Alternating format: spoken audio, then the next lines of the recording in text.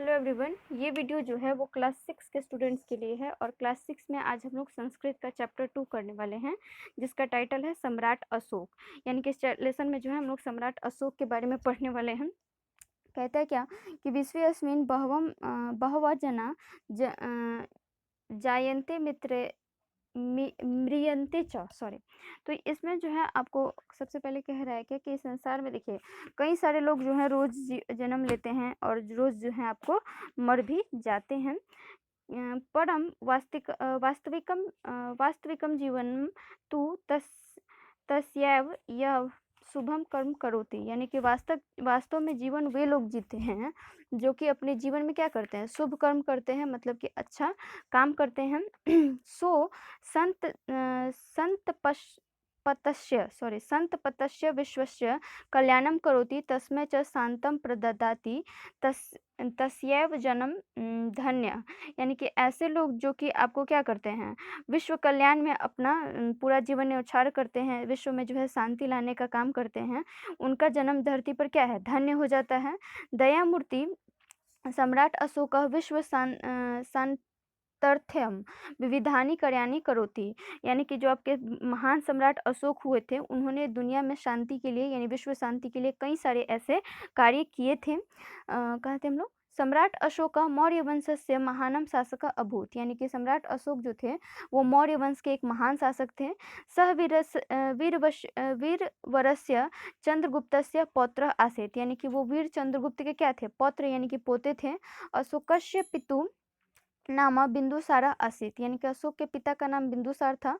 सम्राट अशोक ईशातः प्रायः सप्त त्यूरं द्विशतं वर्षाणि पूर्वः मगधस्य सिंहासन सुशोभित अकरोत्। यानी कि आपको सम्राट अशोक जो थे वो लगभग आपको 270 ईस्वी पूर्व में चल जाइए, उस समय वो क्या हुए थे, मगध के सिंहासन पर उनका आपको राज्याभिषेक हुआ था, मगध के सिंहासन पर वो बैठे थे। सिंहासनारोहणस्य नववर्षाणि पश्चात सम्राट अशोक कलिंग भूपतिना सह युद्धम करोति। यानी कि उनके आपके जो आपको राज्याभिषेक होने के 9 साल बाद जो है वो क्या किए थे, कलिंग के सम्राट के साथ उनका एक युद्ध हुआ था। अस्मिन् युद्धे अनेके सैनिकाः वीरगतिः प्राप्तवन्तः अनेकाश्च वर्णवन्तः जाता। यानी कि इस युद्ध में बहुत सारे सैनिक जो थे वो वीर गति को प्राप्त हुए थे, यानी कि मारे गए थे, और कई सारे जो हैं आपको घायल भी हो गए थे। अस्मात् पूर्वम अशोकस्य स्वभाव कठोरम आसीत्। यानी कि इसके पहले अशोक का स्वभाव क्या था, काफी कठोर था। परम अस्मिन् युद्धे वीर गतिं प्राप्त सैनिकान् एवं व्रणवन्तयाश्च दशा दृष्ट्वा हृदय परिवर्तनम अभवत्।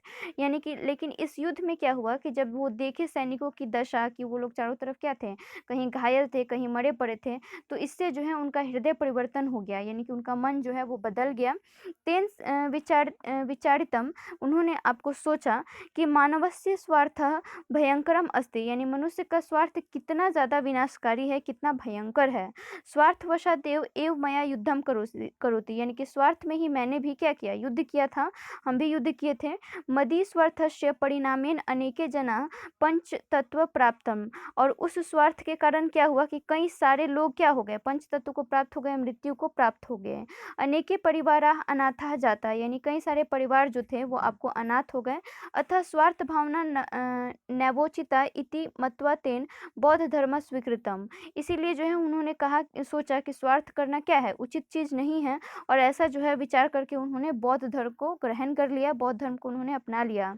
संसारे बौद्ध धर्मश्च प्रचाराय एवं प्रजायां अत्याचारम अवरोधनाय सर्वेषां हिताय च सम्राट अशोकेन सुयोग्यानाम अधिकारिणाम नियुक्ति कृत्वा। इसके बाद जो है उन्होंने क्या किया कि संसार में बौद्ध धर्म का प्रचार करने के लिए और प्रजा में उनका जो भी अत्याचार वगैरह हो रहा था उसको रोकने के लिए सम्राट ने क्या, अशोक सम्राट ने जो है कई सारे योग्य अधिकारियों की नियुक्ति भी की।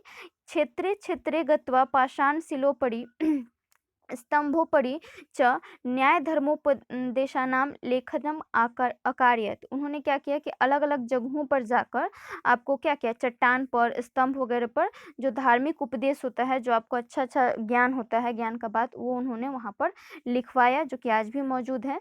सिंहत्रयम अधम सत्यमेव जयते इति स्तंभ परि उल्लिखितम अभवत्। यानी कि जो हमारा देखिएगा आप लोग जो हमारे जो नेशनल एम्बलम है ना, जो 3 शेर वाला, उसके नीचे सत्यमेव जयते लिखा हुआ है। तो वो जो है अशोक का ही बनाया हुआ चिन्ह है, जो कि अभी तक हमारे देश में जो है मेटलर्जी का बहुत अच्छा एग्जाम्पल है। वयं सत्यस्य विजयं करिष्यामः इति निश्चयं कृत्वा कार्यं कुर्वाम। और इसके बाद जो है उन्होंने भारत का ही आपको इसके बाद जो है उन्होंने सोचा कि क्या करेंगे, हम सत्य की विजय के लिए ही जो है कार्य करेंगे। सत्य का हमेशा विजय होता है, यानी कि हम सत्य के साथ रहेंगे, और उन्होंने जो है सत्य का दामन हमेशा के लिए पकड़ लिया।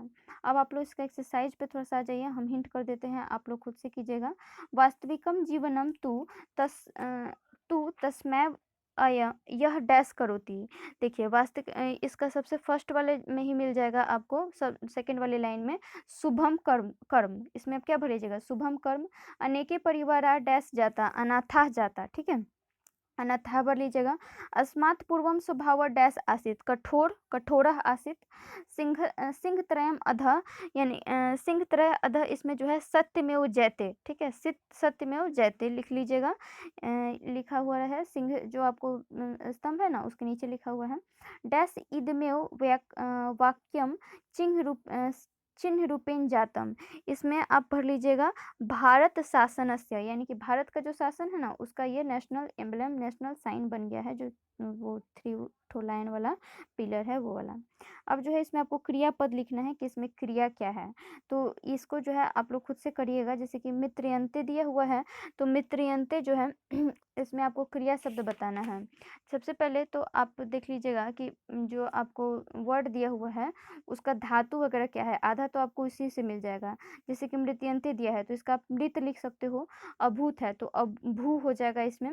इसके अलावा प्राप्त बनता है तो इसमें प्राप्त हो जाएगा। आसित है तो इसमें अस्थि हो जाएगा। अकरोत है तो इसमें क्या हो जाएगा, करना का। कृत्वा, ठीक है।